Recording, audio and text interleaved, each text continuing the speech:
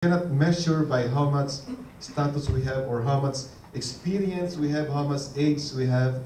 Uh, hindi po ganun. Lahat po tayo meron pong value. Lahat po merong participation para po maging successful po ang church. So you might say, maybe in the life of Apostle Paul, God is interested. But for me, God will never be interested. But do you not realize what God is saying in this passage? Each one of us is so important to Him that He actually charted a course for each life before we were even born. To think that He cares for us that much is almost too good to be true. Ano po? And it's not, this is not ano po, an isolated fact found only in the passage of Scripture that we have looked at.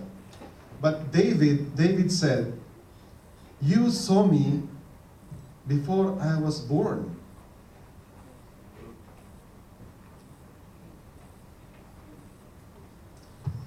And scheduled each day of my life before I began to breathe. Every day was recorded in your book. So this was from Psalm 139, verse 16. The context assures us that while we were still in our mother's womb, naplano na po ng Panginoon. God is already watching us. He was already superintending our development. But more exciting so still is that He had already sketched out all the days before us. Before we even saw our first light, He had this design and direction, the lives that He wanted us to take, and the events that will take or fill our days. Also, there is another notable psalm.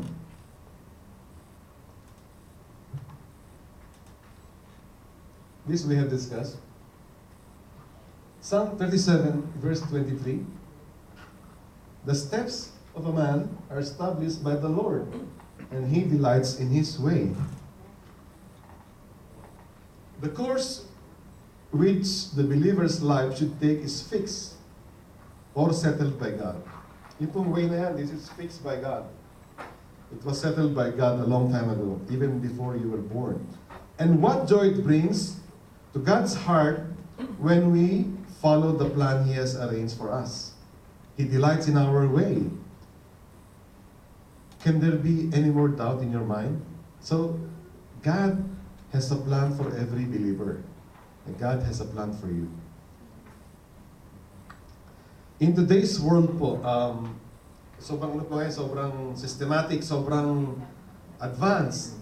Like yung sa engineering or sa management, lahat po nagsiset ng goals, ng clear plan, nagsiset out ng long-term plan, ng short-term plan, kung ano-ano po. Where they decide where you want to be and what you want to be doing 1 year from now, or maybe after 5 years from now, 10 years from now.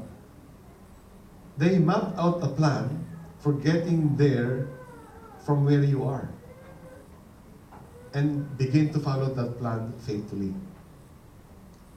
They even suggest that our plan should reach right down to our daily schedules. Alam niyo po sa engineering, it's so detailed and so sophisticated that they can really plan out everything. Let's say you're doing a tower. Maybe it will take 2 years to build that tower. Now, before you start on site, everything has been planned. Every day and night. Lahat po, materials, resources, yung direction, lahat, ando po lahat yung malinaw po. Everything was there. Each day. Now, we should, each day, they say, we should make a list of the things we want to accomplish according to priority. Then work our way out through the list. Plan your work and work your plan. This is a catchy little phrase that they used to encourage us. Ano po? And of course, the solemn, there is a warning there saying, to fail to plan is to plan to fail. So, tayo pong lahat, in our own little way, We all want to be successful in what we do.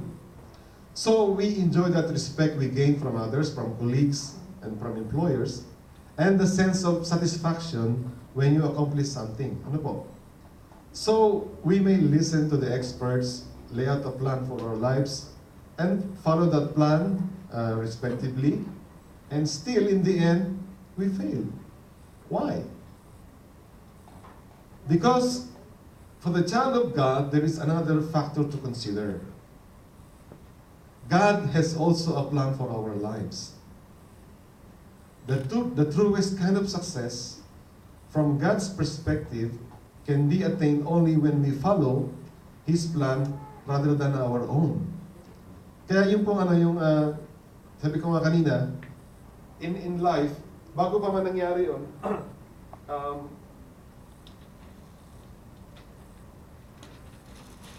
bago pa man ako namuhay, God already mapped out my life. So inside, handa niya na po lahat yan. So habang binibigyan niya sa akin yan, piece by piece, hour after hour, day by day, ano na po yan, nakahanda na po. This is the will of God. Ang will po ng God, ganun nga yun, it's a simple, straight, direct path. Kaya po tayo nakarating sa situation na yan. Now, as I have said earlier, people rely on their own intelligence. They devise so many sophistication. And that's why out of this, I have my own ways of means of getting there. It's not going to be straight, maybe, because I have many excuses. I have many paths, I have distractions. So it's not going straight. Maybe I have, at some point in my life, I'll be down. Maybe I'll be up. So it's not going to be that straight, because I'm not relying on God's direction. I'm not relying on His will.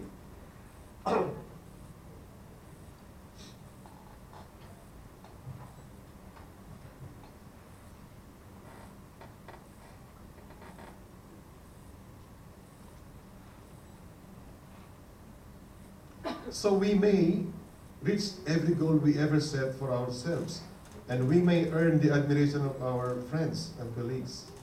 But still, there is that sickening emptiness in us, inside, when we ignore God's plan. You see, God saved us to know and to do His will. Ito po ang will ng Panginoon. In a message to a recent convert named Saul of Tarsus, Ananias declared, "The God of our fathers has chosen you to know His will, and to see the righteous one, and to hear words from His mouth. You will be the witness to all men of what you have seen and heard." So Paul was chosen by God to come into an understanding of His will and to carry it out. So Paul lived his whole life with awareness that God had a plan for him to follow.